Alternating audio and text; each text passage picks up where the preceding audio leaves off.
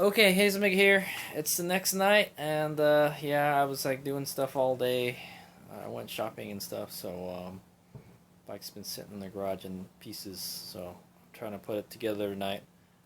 So I'm just gonna speed up this video. I hope I remember how to put the bike together. First, we got to put this little wall back in, the little battery wall here, and then connect the. Put the controller back on, mount the controller back on, and then close up the ignition switch area here, and then start putting the covers and stuff back on. So yeah, I didn't want to take all this stuff apart, but man, okay, I kind of had to. But anyway, I'll just kind of show you what everything looks like, and then I'll get a video of me putting everything back together in high speed. And then yeah, should be good. So that's what it looks like. It's just like wires everywhere, man. But hopefully when we put all this stuff back, it'll look a lot cleaner, you know. So all right. So yeah. So the battery wall has to go on. That's 2 bolts. There's one that's on the inside here and the other side, and then there's these 2 ones on the side here. That's got to go back on, and then we can put the controller back. Hopefully we can get everything back in the way it was before, all nice and happy. It's a good thing we didn't have to touch any of the motor wires or anything, so that kind of helps it. It's relatively clean back there too, so I have to say my little cover thing, it helps. It helps a lot. Keeps a lot of the dirt out, you know. Some of it still gets in, like on the bottom, but it's okay. For the most part, it did a good job of keeping the controller clean, you know. It looks pretty relatively not dirty, and I've been riding this in some pretty dirty conditions, you know. Everything looks good in there. Okay, all right. So yeah, put the wall back in, mount the controller back up, start putting all the covers and stuff back on, put this guy back on, and then we should be done. I just changed out the wiring harness yesterday. That's all I did. So we needed to do that because the egg rider harness is different. So yeah. All right, so I'm going to get a accelerated video of me working on the bike, and then the next thing we have to do is make a mount. So I have to make another version of this, a taller version, because we cut this so it would fit the old computer, the Suron computer, but we ditched that, and unfortunately this isn't tall enough because it interferes with the handguard clamp here, and we got to have handguards. Okay, so we got to make it taller. And then we have to make sure it doesn't interfere with anything here. So we might move the ram mount to the right a little bit so it doesn't get in the way so much. Or we can move it right here, I guess. But I prefer to keep it in the center. That's where I've had it before, and I like it there. So I don't really want to move it anywhere else.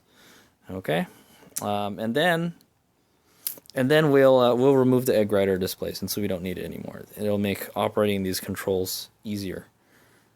Okay? Alright, here we go.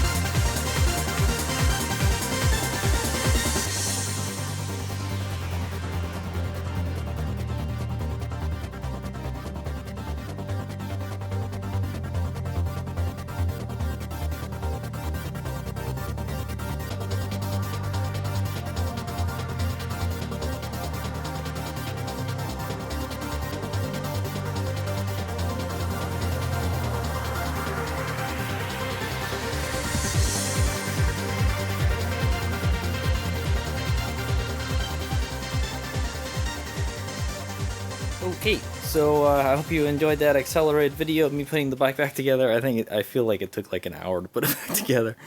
So there's a couple things I did a little bit differently.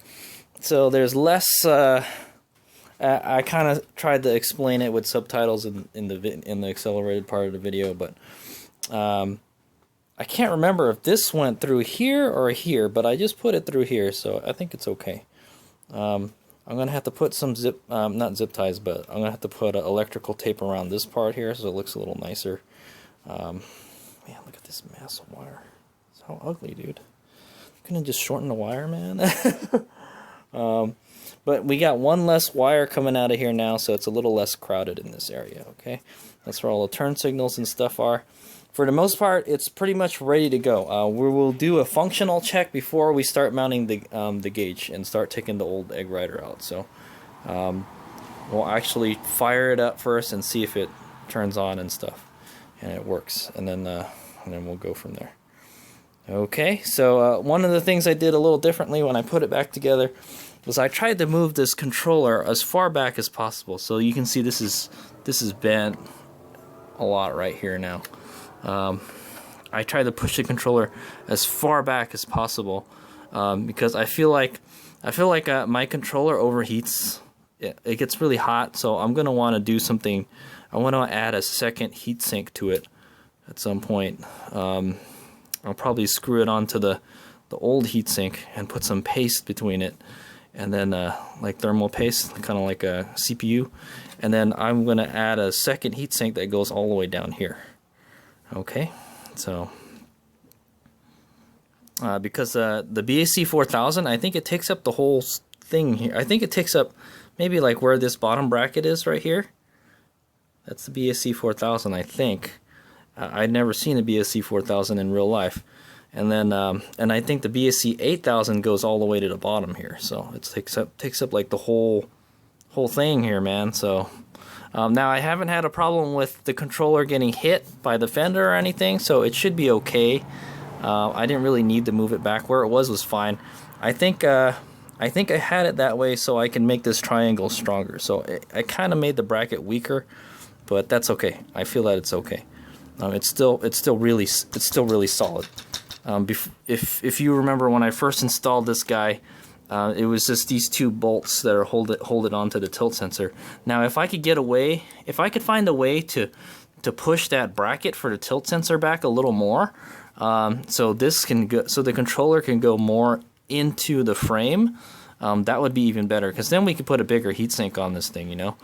I feel the heatsink is it's okay on the BAC 2000, but when it's hot, you know, and you're doing a lot of repeated, you know, hill climbs and stuff, or putting a lot of load on the controller, and you're not getting a lot of airflow to it, it overheats really fast. So I feel that if we take advantage of this space underneath the controller, like where the old controller was, then it would be better. Yeah, I would say, like, well, why don't you just take the heatsink off of the X controller and put it on this thing, because that thing was beefy, dude. I'm telling you, they really overbuilt that X controller. Okay, so yeah, so that's that. It's on there. It's on there secure. I got this guy back on there. So the first thing I had to do was put the wall back together, and then I kind of goofed up. I put it on the video. I put a subtitle on the video, but I goofed up the wires that connect to the harness. It has to go up into here, into the, like, under here, all this. So if you take this out, you could probably see it, but you have to move this wall to get the whole harness out, because some of it goes up into here, and you can't get the connectors out unless you move the battery wall. Okay. Yeah. So there's still some kind of wires poking out here and stuff, but it's okay. Once it's back there and it's running, it's all good. So, and then I cleaned this since I had it out. I just shot it with some water, and everything kind of went on the way it was before. So it's all good. Looks good. I will be installing a new skid plate on this. I'm gonna ditch this Luna skid plate for a HDPE one, but it's still coming from Australia. So look out for that. I don't know how it's going to install with all this stuff on here, though. So All right, so we can actually do a functions check with the NXT now. So now I have the new harness installed. We gotta route all this stuff. Yeah, this is supposed to go, I think it's supposed to go through here. This is gonna go through here, and then all the stuff is gonna hook up to it, but let's leave it out here for now. And then, so we definitely wanna make sure we don't plug this in. So let's